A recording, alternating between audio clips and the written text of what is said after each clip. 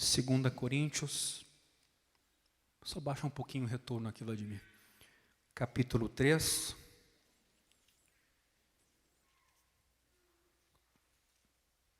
Do versículo 1 até o versículo 6.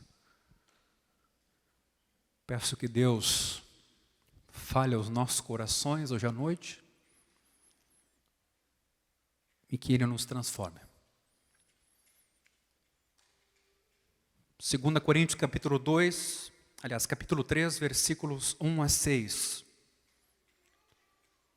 Estamos começando outra vez a recomendar a nós mesmos? Ou será que temos necessidade, como alguns, de entregar cartas de recomendação para vocês ou pedi-las a vocês? Vocês são a nossa carta escrita em nosso coração, conhecida e lida por todos. Vocês manifestam que são carta de Cristo, produzida pelo nosso ministério, escrita não com tinta, mas com o Espírito do Deus vivo, não em tábuas de pedra, mas em tábuas de carne, isto é, nos corações. E é por meio de Cristo que temos tal confiança em Deus. Não que por nós mesmos sejamos capazes de pensar alguma coisa, como se partisse de nós. Pelo contrário, a nossa capacidade vem de Deus, o qual nos capacitou para sermos ministros de uma nova aliança, não da letra, mas do Espírito, porque a letra mata, mas o Espírito vivifica. Nós estamos numa série de sermões a respeito do papel do Espírito Santo na vida da igreja. Estamos tratando sobre as evidências da presença do Espírito Santo, como cantamos há pouco, no corpo de Cristo, na vida de cada um de nós, e inclusive enquanto nos reunimos numa noite como a de hoje. Veja que texto importante. Eu já conheço uma expressão e vou repeti-la aqui, e alguns devem conhecê-la também: papel aceita tudo. Você pode escrever e falar sobre qualquer outra coisa, mas quando você experimenta a realidade, quando você de verdade não só escreve a respeito de algo, mas vive isso que você escreve, é diferente. E de alguma maneira Paulo aqui está mostrando que os coríntios, o povo para quem escreve, é a prova viva da ação de Deus no mundo e do poder do Espírito Santo para transformar a vida das pessoas. E uma das coisas que ele faz aqui é transformar corações de pedra, que não reagem, que estão mortos, ao chamado de um Deus que os traz à vida e transforma-os em carne, para relacionamento, para diálogo, para comunhão.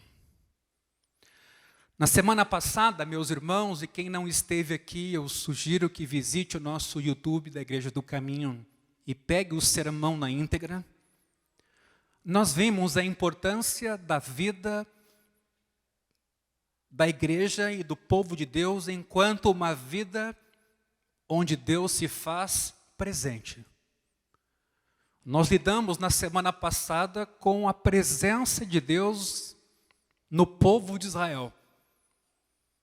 E começamos por um texto muito importante de Êxodo 33, quando Moisés, diante do pecado de Israel, e percebendo que Deus estava indignado com aquela atitude, disse ao povo: a minha presença não irá com vocês, mas tão somente um anjo.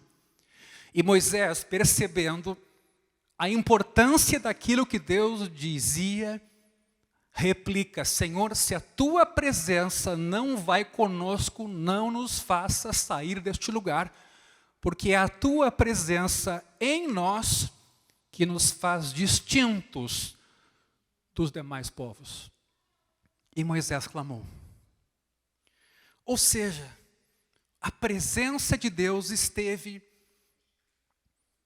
visível na história do povo de Israel. Mas essa presença de Deus também é real no Novo Testamento, na vida da igreja. Para o apóstolo Paulo, com a vinda do Espírito Santo, meus irmãos, para habitar a igreja, Deus cumpriu 3 dimensões de uma promessa, que era derramar o seu Espírito sobre toda a carne. A primeira delas, Deus deu ao seu povo um novo coração, substituindo de pedra por um de carne, como profetizava Jeremias. E para que isso fosse possível, meus irmãos, Ele nos deu um Espírito novo, conforme Ezequiel 36. Em Paulo, meus irmãos, esse tema está aqui no texto que acabamos de ler. Porque os coríntios são vistos como beneficiários de uma nova aliança em Jesus, que está escrita com o Espírito do Deus vivo, em tábuas de carne, isto é, nos corações. Vejam o versículo 3. Vocês manifestaram ou manifestam que são carta de Cristo, produzida pelo nosso ministério. Paulo foi um meio para esse encontro de Deus com os coríntios. Escrita essa carta não com tinta, mas que palavra? Mas com o Espírito do Deus vivo. Não em tábuas de pedra, mas em tábuas de carne, isto é, nos corações. Então, uma primeira característica desse derramamento do Espírito na nova aliança por meio de Jesus e que veio sobre a igreja, é que nos foi dado um novo coração e um novo Espírito. E o Paulo aqui é ministro dessa nova aliança, que não é mais firmada com letra, mas é firmada com um Espírito que vivifica. Vejam os versículos 5 e 6. Em especial o 6, o qual nos capacitou para sermos ministros de uma nova aliança, não da letra, não da lei, mas do Espírito, porque a letra mata, mas o Espírito vivifica. Um texto ainda hoje tão mal compreendido, quando ainda Israel lidava com Deus na forma de ordenanças, de comportamento coagido externamente. Deus resolve fazer uma mudança e toma o coração humano para que do coração brote também um desejo de servir a Deus e uma aptidão para amar a Deus e para cumprir a sua palavra. Como Jesus disse para Nicodemos, se não nascer de novo, não podemos ver o reino de Deus, não fará sentido e nem teremos como ser filhos de Deus. Que palavra especial, meus irmãos, o Espírito do Deus vivo escreveu em nossos corações. O próprio Paulo é ministro dessa nova aliança. E esse entendimento não aparece só aqui, aparece em Romanos 7 também. E em Romanos 2, quando lá está escrito, circuncisão do coração pelo Espírito, e não só circuncisão do prepúcio, da carne, mas Deus circuncidou o nosso coração pelo seu Espírito. E é por isso que estamos hoje à noite aqui para louvar o seu nome. Ele tornou isso possível. Mas há uma segunda coisa que o profeta Ezequiel anuncia que acontecerá. Esse Espírito novo não é outro senão o Espírito de Deus que capacita seu povo a seguir a sua palavra. Você vai lembrar de Ezequiel 36, 27, que trabalhamos no domingo passado. o texto diz que esse Espírito fará com que andemos nos estatutos de Deus, guardemos e observemos os seus juízos. É esse Espírito que Deus põe em nós que nos permite ter identificação com Deus, obedecê-lo, honrá-lo, segui-lo. Ou seja, a vinda do Espírito, meus irmãos, é a resposta à pergunta sobre o que acontece à justiça se abolirmos a observância externa da lei. Qual a motivação que teremos para servir, quando agora não vivemos mais pela lei, mas pela graça, porém, em nós há um Espírito que nos move a uma vida de temor e de obediência. E por fim, o Espírito de Deus, meus irmãos, também significa, numa terceira dimensão, a presença do próprio Deus entre nós. Ezequiel 37:14 nos diz que Deus porá em nós o seu Espírito e nós viveremos. E nós viveremos. Ezequiel 37:14. E vocês viverão. De novo, Paulo retoma esse tema agora no texto que acabamos de ler, 2 Coríntios 3. Como o Espírito do Deus vivo, o Espírito supre para o povo de Deus a realidade essencial acerca de Deus. O Espírito, diz Paulo aqui, vivifica, concede vida. Então eu queria que você pensasse, conectando o domingo passado com esse, quando passamos pelo Antigo Testamento e agora chegando no Novo, numa nova aliança em Jesus, no sangue dele, mas cuja manifestação se dá pela presença do Espírito Santo na vida da sua igreja, tanto nos dando poder para viver essa nova vida, como nos dando vida em si, através do Espírito Santo.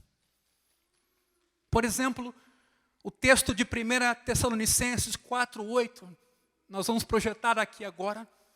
Nesse texto, Paulo está lidando com o tema da imoralidade. E quão maléfica é a imoralidade na vida dos tessalonicenses. Agora veja como é que Paulo se manifesta aqui, 1 Tessalonicenses 4:8. Portanto, quem rejeita estas coisas que Paulo está dizendo e instruindo, não rejeita uma pessoa, mas rejeita Deus, que também dá o seu Espírito Santo a vocês. Você lembra lá que o Espírito nos é dado para andarmos nos caminhos de Deus? Então veja que a rejeição à palavra de Deus é a rejeição ao próprio Deus, e aquilo que ele representa, a sua essência, pessoa, o seu Espírito. Toda rejeição à santidade por parte dos tessalonicenses é rejeição ao próprio Deus que dá o seu Espírito Santo. E a própria designação santo tem a ver exatamente com termos uma vida voltada, devotada, convergida para Ele, deixando o pecado. Se rejeitarem o chamado de Paulo a uma vida de santidade, os tessalonicenses estarão rejeitando a presença do próprio Deus Santo por meio do seu Espírito Santo. Podemos concluir, meus irmãos, que para Paulo, isso é muito importante.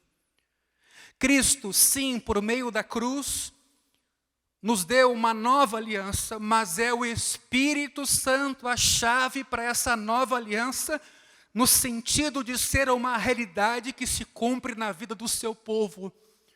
Ele começa nos iluminando para que resplandeça em nossos corações a glória de Deus na face de Cristo.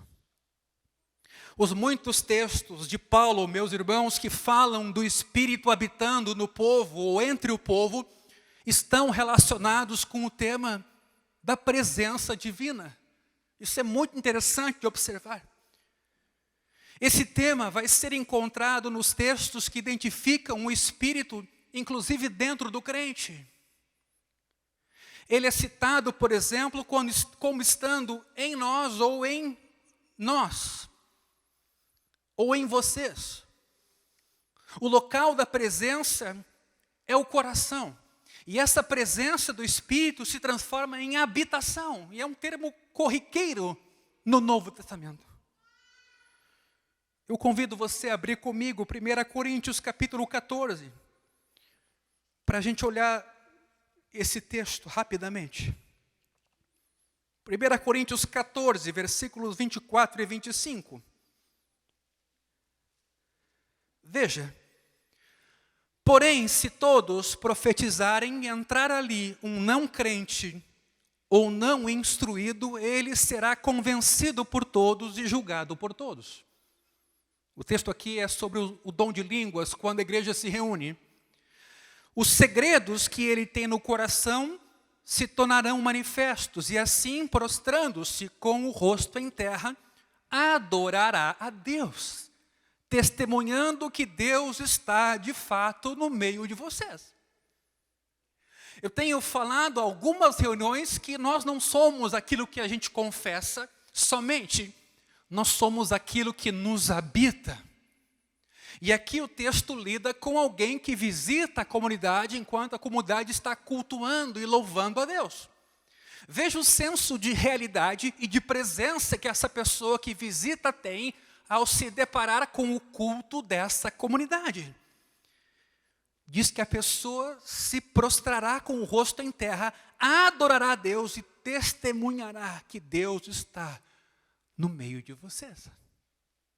Um outro texto, só virando a página, em 2 Coríntios, na segunda carta, capítulo 6, versículo 16.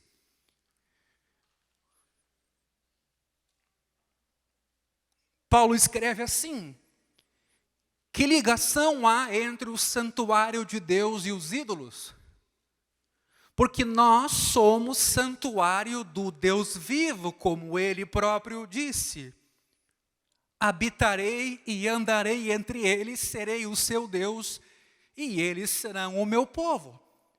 Meus irmãos, essa noção de sermos habitados, ou templo do Espírito, ou que o Espírito de Deus vive em nós, é indissociável do que nós somos e do que nós experimentamos. Essas duas passagens que acabamos de ler esclarecem porque Paulo cita textos aqui do Antigo Testamento, agora no Novo, que fazem referência a Deus habitando no meio do seu povo. Os textos que lemos são adaptações do Antigo que Paulo importa e agora as aplica no Novo Testamento. E tudo isso vinculado ao papel do Espírito Santo. Quando os pagãos se voltam para o Deus vivo, porque seu coração foi tocado pelo Espírito, Paulo se refere a isso aqui em 1 Coríntios 14, 25, que lemos agora há pouco. E o que ele faz ali? Ele se remete a Isaías 45, quando lá no versículo 14, Isaías diz: certamente Deus está com você. Paulo não está inventando, Paulo está percebendo uma continuidade entre o que Deus fez lá com o seu povo e o que Deus está fazendo hoje com o seu povo. Assim também, meus irmãos, no texto de 2 Coríntios 6,16 que a gente leu. Para defender essa ideia, ele recorre à linguagem da promessa da nova aliança citada em Ezequiel 37 e 27. Quando ele lá escreve: o meu tabernáculo estará com eles, eu serei o seu Deus e eles serão o meu povo. Então esse tema da presença de Deus em nós, ou do Deus vivo em mim, ou do Espírito do Deus vivente entre nós, é indissociável daquilo que somos. E para Paulo isso é bem claro. E uma das figuras de linguagem mais claras no Novo Testamento que é relacionada ao Espírito de Deus é a figura templo. É primordialmente com a imagem do templo que Paulo se refere ao Espírito como presença renovada de Deus no meio do seu povo. Essa imagem, meus irmãos, acontece 4 vezes em Paulo. 3 delas em harmonia com o Antigo Testamento, onde Deus habita no meio do povo, no tabernáculo e no templo. E uma das vezes com relação à nova aliança, quando Deus está em nós, através do seu Espírito que nós recebemos. Assim, Paulo, primeiramente, liga o Espírito à imagem do templo no contexto da presença do Espírito no meio do seu povo. É assim que o Deus vivo está agora presente com o seu povo. E Efésios 2, 22, é um belo texto nesse sentido, que eu convido vocês a lerem. Veja que texto belo. Efésios 2, 22. Nele também vocês estão sendo edificados, nele é em Cristo, junto com os outros, para serem, olha só, morada de Deus no Espírito. Então, que igreja é essa cheia do Espírito Santo? Ou que é a igreja senão o povo cheio do Espírito Santo? Ou, melhor dizendo, como é possível Deus estar no seu povo desde o começo da história, se não através do seu Espírito que nos habita? E eu repito e digo novamente, nós não somos um grupo que tem uma filosofia de vida, também temos. Nós não somos um grupo que crê em Jesus como Salvador, também cremos. Mas nós somos habitados pelo Deus vivo. E saímos da morte para a vida, e nos foi dada a esperança. E nos sentimos perdoados de nossos pecados. E a nossa vida foi reorientada em termos éticos. Nós temos outros horizontes, mas também esse Deus, Ele caminha junto com a gente. Meus irmãos, esse texto nos mostra que a igreja está sendo edificada para tornar-se um templo santo no Senhor. Juntos, os crentes são edificados, construídos como morada de Deus no Espírito. Você já se deu conta, ou aqui, ou indo trabalhar, ou em casa, ou em qualquer momento, mesmo dormindo, que você é a habitação de Deus no Espírito? E que você está sendo preparado, construído, edificado com outras pessoas para ser morada de Deus no Espírito. Convido você a abrir mais um texto, 1 Coríntios 3, 16. Porque esse assunto está o tempo todo na boca de Paulo e a gente não pode esquecer quando pensa teologia do Espírito, pessoa e papel do Espírito hoje na vida da igreja.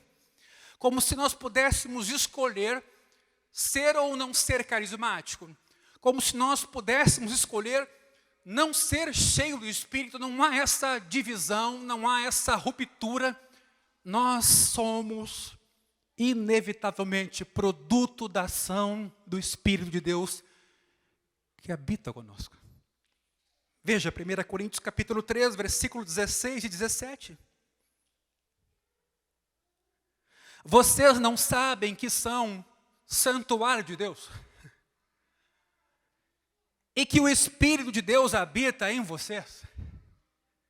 Se alguém destruir o santuário de Deus, Deus o destruirá, porque o santuário de Deus que vocês são, ou que são vocês, é o quê? É sagrado. Meus irmãos, isso aqui não é algo nominal, conceitual apenas. Isso é realidade profunda. Nós somos templo do Espírito, Deus nos habita a partir de Jesus Cristo. Não somos nós mais quem vivemos, Ele vive em nós pela fé e faz isso pela habitação. A habitação tem noção de permanência, habitação do Espírito em nós. Mas o que faz esse texto aqui? Essas palavras são apenas introdutórias. E veja o que aqui Paulo pergunta: vocês não sabem que são santuário de Deus? Vocês coríntios, igreja que se reúne em Corinto. Há uma discussão aqui de contexto. E o contexto deixa claro que o Espírito, cumprindo o tema desse templo ou de presença de Deus é importante para Paulo e é o que ele tem em mente aqui. Ele está argumentando com aqueles que estão em vias de destruir a igreja em Corinto por causa de conflito em torno de líderes em nome de sabedoria humana. Há uma certa vaidade, há uma divisão que prevalece aqui em Corinto, fruto de pura carnalidade.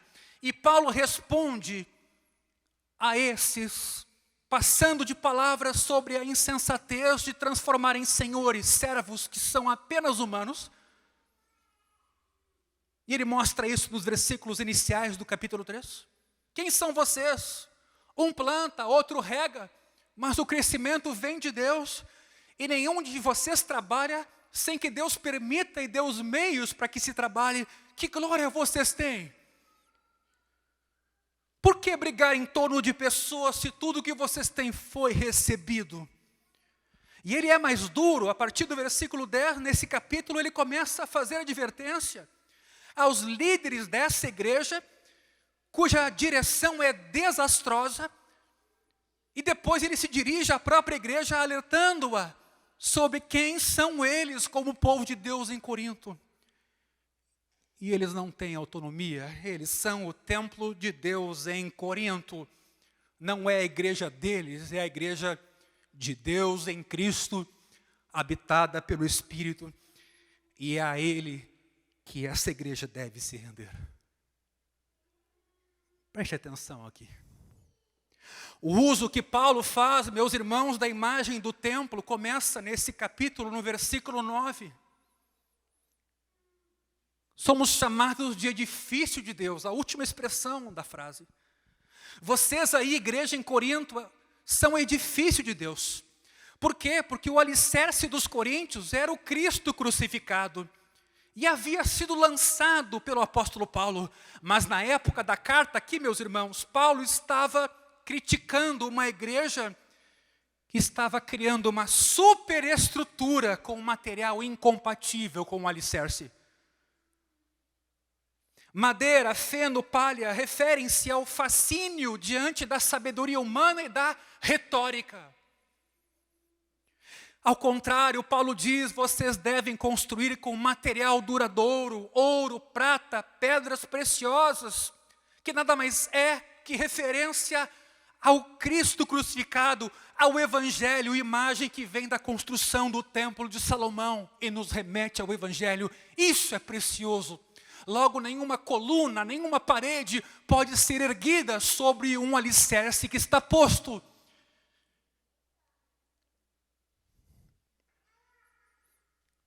Em seguida, no versículo 16, Paulo então faz uma pergunta retórica.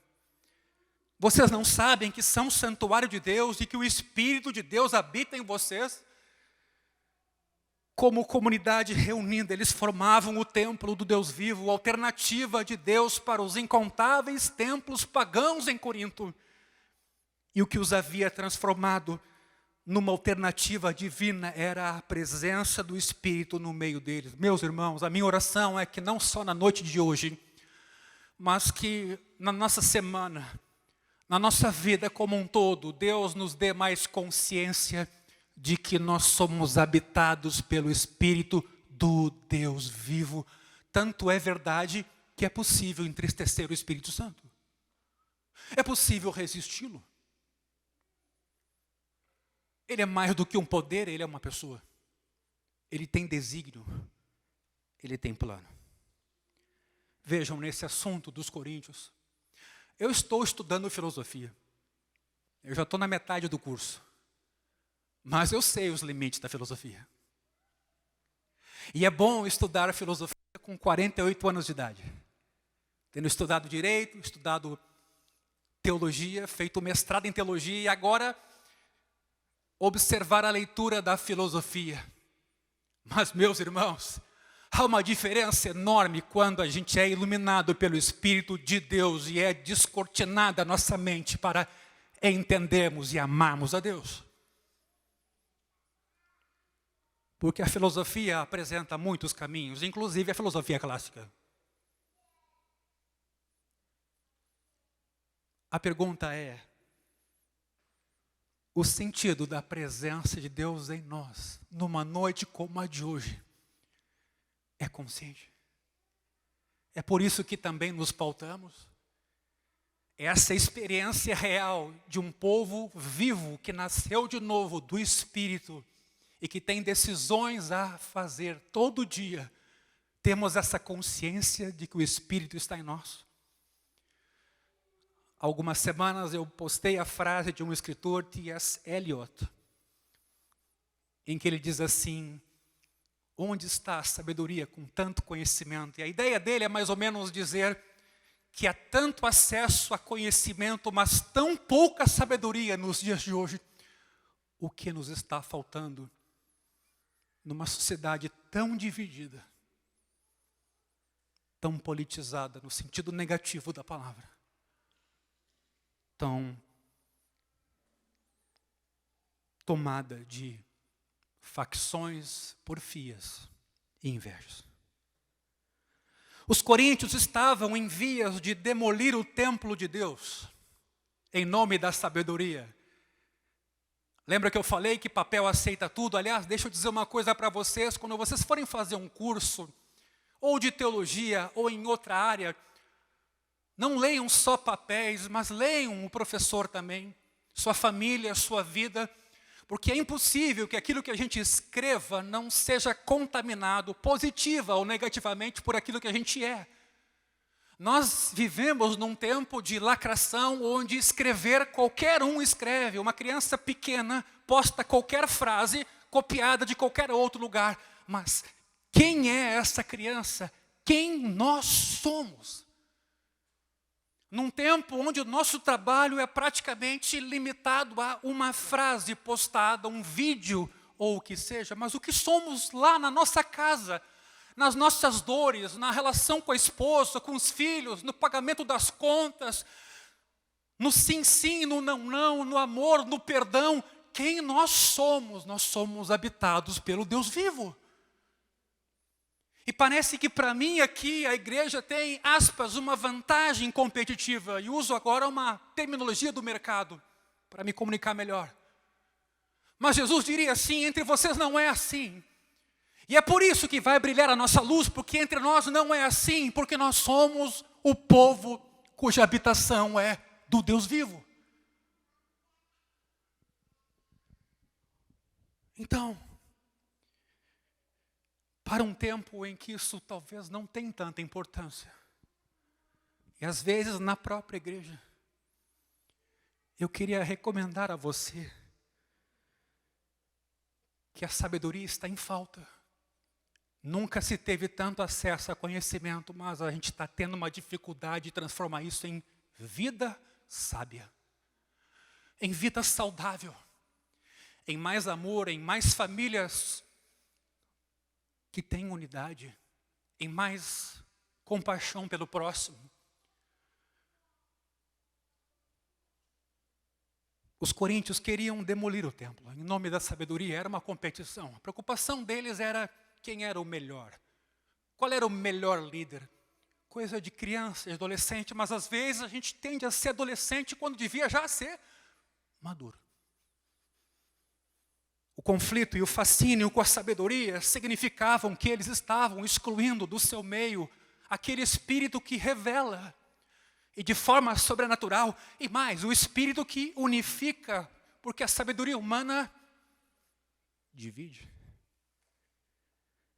Paulo está convencido de que o espírito que eles receberam é também aquele que revela a sabedoria na loucura de Deus, que é a cruz. Escândalo para os judeus, loucura para os gentios que Deus tenha ido morrer num madeiro. Não faz sentido para filosofia alguma, e à luz da cruz e do escândalo da cruz, que a gente lê o mundo de forma invertida do que ele está posto, onde os que querem poder se sobrepõem. Daí então Paulo fazer a advertência forte. O responsável ou responsáveis pela destruição desse templo seriam destruídos por Deus. Ele faria isso justamente porque o seu templo, o lugar da sua presença é santo. E vocês aí, igreja em Corinto, são esse templo. Não são de vocês mesmos, vocês estão aí porque eu coloquei vocês aí. E vocês não são donos de vocês mesmos. A igreja reunida, meus irmãos, é o lugar da presença pessoal do próprio Deus por meio do Espírito. E é isso que distingue o novo povo de Deus entre todos os povos da terra. E aqui eu estou me remetendo a Êxodo 33, 16, o texto da semana passada. Em todo o Novo Testamento, não há palavra mais importante do que essa no que diz respeito à natureza da igreja local. Preste bem atenção nisso. Não é uma escolha, não é uma opção confessional. Eu sou cheio de espírito, eu sou uma igreja mais tradicional. Essa opção não está em questão. A igreja é o templo de Deus na comunidade onde Ele está presente. E mais, onde a igreja está, Deus está. Isso é assim não somente pela presença do Espírito, por meio do qual Deus revisitou o seu povo. Não surpreende, portanto, que Paulo tenha considerado a exclusão de um homem incestuoso da comunidade coletiva, 1 Coríntios 5, como medida que acabaria até por levar à sua salvação.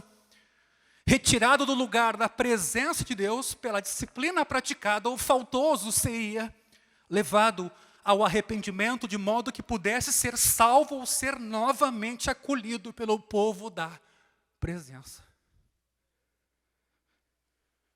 Meus irmãos, essa ênfase sobre a igreja como o templo de Deus e, portanto, a alternativa de Deus em face de outros templos pagãos em Corinto, está também fundamentada numa imagem idêntica em 2 Coríntios 6, 16 em diante.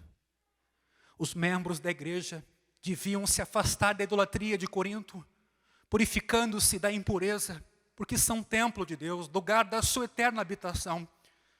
Por exemplo, ao Paulo dizer, não entristeçam o Espírito do Santo Deus, ele usa a linguagem de Isaías 63, onde o conceito da presença divina com Israel, no tabernáculo e no templo, é equiparado a Espírito Santo de Yahweh ou Yahvé. A presença divina na forma do próprio Espírito de Deus, não de um anjo ou de um enviado, caminhou com o povo de Deus no deserto, meus irmãos. Pelo Espírito Santo, a presença de Deus havia agora retornado ao seu povo para nele habitar, coletiva e individualmente, de forma que pudessem andar em seus caminhos e lutar em meio aos seus desafios. Portanto, Paulo insiste com os efésios para que não repitam o erro de Israel. Não entristeçam o Espírito. Eles não devem, cometendo pecados de discórdia que destroem a unidade do Espírito Santo, entristecer a Deus presente entre eles, por meio do seu Espírito. Veja, 1 Coríntios capítulo 6, versículo 19, último texto que eu vou abrir com vocês.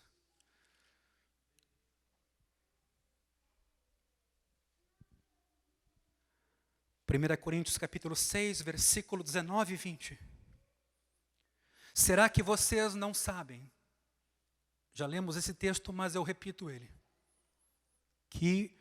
Aliás, não lemos ainda. Será que vocês não sabem que o corpo de vocês é santuário do Espírito Santo, que está em vocês e que vocês receberam de Deus e que vocês não pertencem a vocês mesmos? Porque vocês foram comprados por preço. Agora, pois, glorifiquem a Deus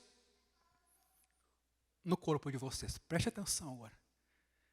Paulo faz aqui uma transferência de figura da igreja para o crente como indivíduo. Antes era coletivamente falando, agora Paulo pensa em cada um de nós. Assim, Deus não habita somente no meio de seu povo pelo Espírito, mas habita em nós individualmente pelo mesmo Espírito doador de vida. O significado dessa mudança metafórica não pode ser despercebido. O contexto aqui é imoralidade sexual também. A preocupação de Paulo é com a santificação do crente. refletindo o pensamento da época que fazia distinção entre o físico e o imortal ou imaterial, ou seja, entre a realidade material e a esfera imaterial ou invisível, chamado dualismo helênico. Alguns coríntios estavam dizendo que o espírito humano não era afetado com o corpo, se o corpo se envolvesse com prostituição, com prostitutas mesmo. E Paulo vai dizer, não. O que Deus criou a sua imagem, criou também o corpo e também o espírito, e declarou que a ordem material também reflete a sua imagem e semelhança. Nesse estágio final, Paulo apela para a presença do Espírito na vida dos coríntios e se remete à obra de Jesus Cristo. Veja o versículo 19. Será que vocês não sabem que o corpo de vocês é santuário do Espírito Santo? Quer dizer, o que nós fazemos com o corpo importa. Porque ele está em nós. Recebemos de Deus o seu Espírito. Não somos donos de nós mesmos. Nós somos comprados por preço. E somos chamados a glorificar a Deus por meio do nosso corpo. Ao comprá-los para a glória de Deus, Cristo comprou seus corpos como testemunhado pelo Espírito Santo. E agora eles são templo, porque Deus não habita em templos feitos por mãos humanas, mas Ele mesmo, com as suas mãos, constrói o seu templo. E cada um de nós. Portanto, eles não se pertencem e não podem fazer o que bem entendem com o corpo. Eles pertencem a Deus, que os comprou por meio de Jesus e de seu sacrifício, e que agora os habita pelo seu Espírito.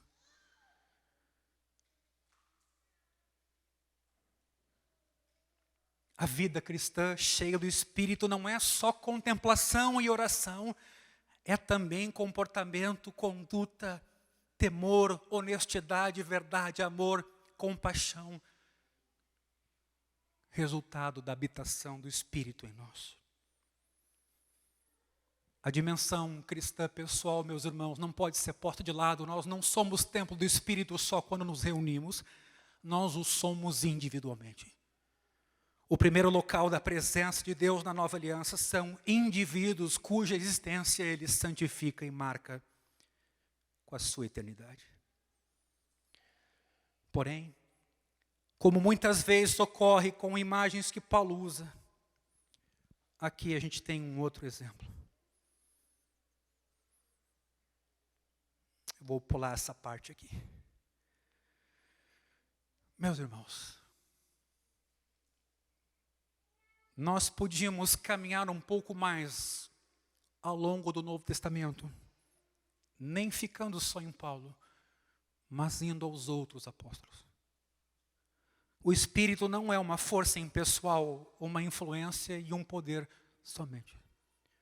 O Espírito não é outra coisa senão o cumprimento da promessa de que o próprio Deus novamente estaria presente com o seu povo. Ele habitaria em nós. As implicações dessa verdade são consideráveis, não apenas no que diz respeito à compreensão de Paulo a respeito de Deus e do Espírito, mas no que diz respeito ao significado para nós, individualmente e coletivamente, de sermos povo de Deus. O Espírito é a própria presença pessoal de Deus em nossa vida, em nosso meio. Ele nos conduz pelos caminhos de retidão, por amor de seu nome, está atuando em todas as coisas e em todas as pessoas. Ele se entristece quando o seu povo não reflete seu caráter para revelar sua glória. Ele está presente na nossa adoração, quando louvamos, honramos, glorificamos e tributamos o poder a Deus. Cabe ao povo de Deus, em nossos dias tão desafiadores, aprender essa realidade, mas de forma experimental, para que talvez entendamos melhor Paulo aqui. talvez devamos iniciar reduzindo a importância de imagens como vento e fogo, por mais ricas que elas sejam, e que falam do ministério do Espírito, mas é preciso reordenar o nosso pensamento com o de Paulo, segundo o qual compreendemos, experimentamos o Espírito como presença pessoal do Deus eterno em nós. Quando eu penso no momento que a gente atravessa, e não penso só no sentido político, mas penso no sentido individual, moral, pensando na subsistência de cada dia e do trabalho que cada um de nós tem, e quando a gente se pergunta em nome de que eu trabalho, para quem e por quê, e qual o sentido da vida, que também poderia ser uma outra pergunta, quando a gente é comprado por preço para a glória de Deus. É preciso que pensemos a respeito de nossa identidade, para evitarmos de andarmos como loucos nesse mundo, sem direção alguma, na tentativa de acerto e erro, como se não soubéssemos de quem somos, qual é o caminho e para onde nós estamos indo. Como vencer a sensualidade, como vencer a pornografia, como vencer a avareza, como vencer a mentira, a vaidade, o orgulho. Eu poderia aqui ficar citando os vícios do pecado enraizado no coração humano. Senão através de um novo espírito, de um novo coração, que tem entre as suas missões a de mortificar aquilo que é ruim em nós, perdoando os nossos pecados e movendo-nos a uma nova vida com novos valores e com uma nova motivação. Você tem essa consciência durante a semana? Trabalhando na sua empresa, andando no trânsito, caminhando pelo centro de Porto Alegre,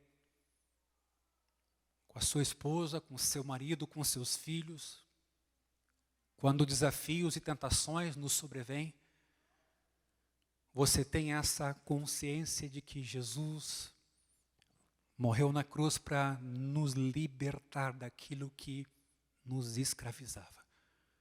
De modo que não faz sentido entregar nossa vida e futuro àquilo cujo destino é tão somente a morte.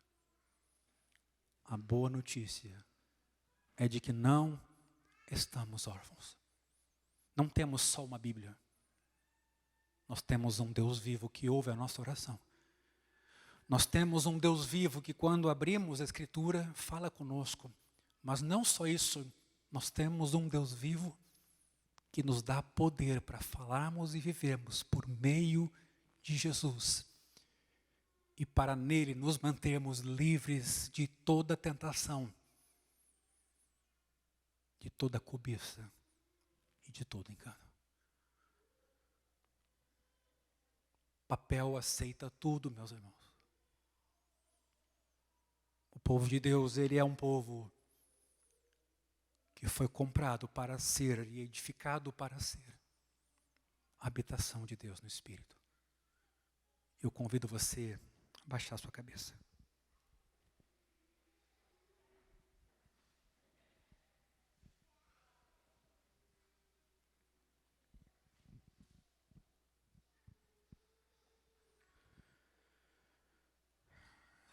Jesus não veio à cruz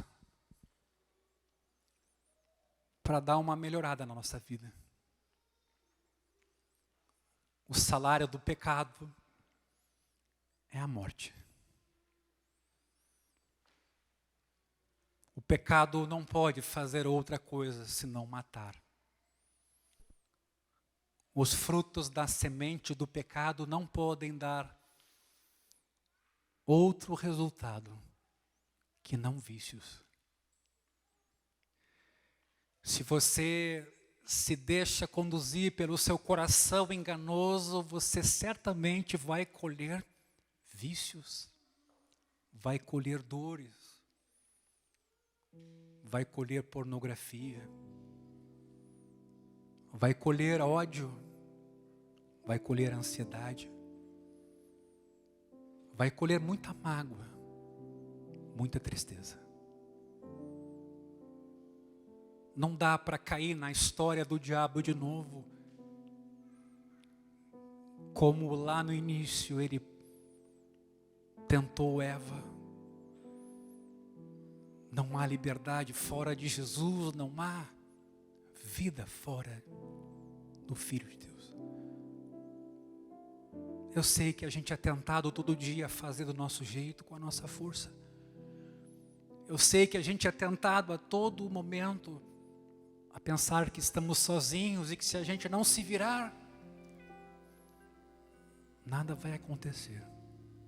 E aí a gente corre de um lado para o outro, quando talvez melhor seria dobrar o seu joelho e falar com Deus, e ouvir a sua palavra,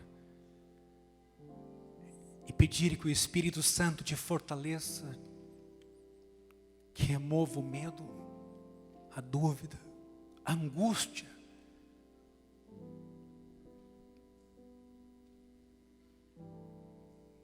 Porque do contrário, o Evangelho não fará sentido para você.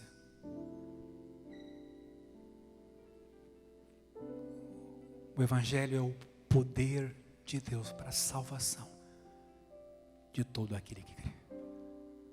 Então eu vim te convidar aqui hoje à noite a conhecer um pouquinho mais essa pessoa, a terceira da Trindade, que está disponível, que conhece a mente de Deus, que intercede por nós, que nos ajuda a orar porque não sabemos orar como convém, que testifica aqui dentro do nosso coração para dizer: você é um filho de Deus, você é uma filha de Deus, que te dá essa certeza, que te marcou com o selo dele, até um dia Jesus voltar. Não é pouca coisa que nós encontramos no Novo Testamento a respeito dessa pessoa. Tendemos a conhecer mais o lado espetacular, mas existe um lado secreto, vigoroso, poderoso, interior dessa pessoa em nós, que só eu e você conhecemos. Quando o Espírito Santo nos ajuda a pensar aquilo que é digno, puro, santo. Quando o Espírito Santo nos ajuda a evitar aquilo que a gente sabe que vai cair naquilo. Quando o Espírito Santo nos ajuda ao quebrantamento da humildade, a não sermos arrogantes, soberbos e altivos. Quando Ele nos ensina a pedir perdão, quando Ele nos ensina a ouvir e não só falar. Quando a gente aceita que precisa desse professor, que nos é dado gratuitamente, e a gente tem consciência que não pode de novo cair na mesma tentação que Eva caiu, dia após dia. Meu amigo, não dê cabeçada, confia em Deus, não te apoia no teu próprio entendimento, reconhece a Ele em todos os teus caminhos e Ele vai endireitar os teus rumos. O coração duro, o cabeçudo, não só sofre, mas faz sua família sofrer. O soberbo que resiste cairá. Provérbios diz: sem que haja cura. Sim, o Espírito Santo é invisível. A gente não sabe de onde vem, nem para onde vai, mas Ele está em nós. Ele é uma característica do ser igreja, de um jeito que sem Ele a gente não pode ser igreja. E eu quero te convidar na noite de hoje a ter essa consciência e a pedir que essa pessoa te fortaleça, te ajude, te ensine e trabalhe na vida de cada um de nós. Pai, nesta noite, é na Tua presença que todos estamos. Tu conheces o nosso pensamento e as nossas intenções todas. A palavra não nos chegou há pouco e Tu já sabes o que vai sair dela. Por que se esconder de Ti? Por que fugir da Tua presença se Tu nos amas com intensidade plena? Por que tentarmos a vida de um jeito se Tu tens o melhor para nós? Por que essa necessidade do ser humano de ser autônomo, independente? Por que, Senhor, nos ajuda a sermos bons alunos Teus, bons discípulos Teus, a acolhermos mais Tua palavra. Livra-nos das aventuras do pecado que tanto já machucaram nossa família, da obstinação, da idolatria, da carnalidade, da ganância. Jesus amado, pelo Teu Espírito na noite de hoje, fala ao meu coração, fala ao coração do meu irmão e da minha irmã, e trabalha, ó Deus, na nossa vida.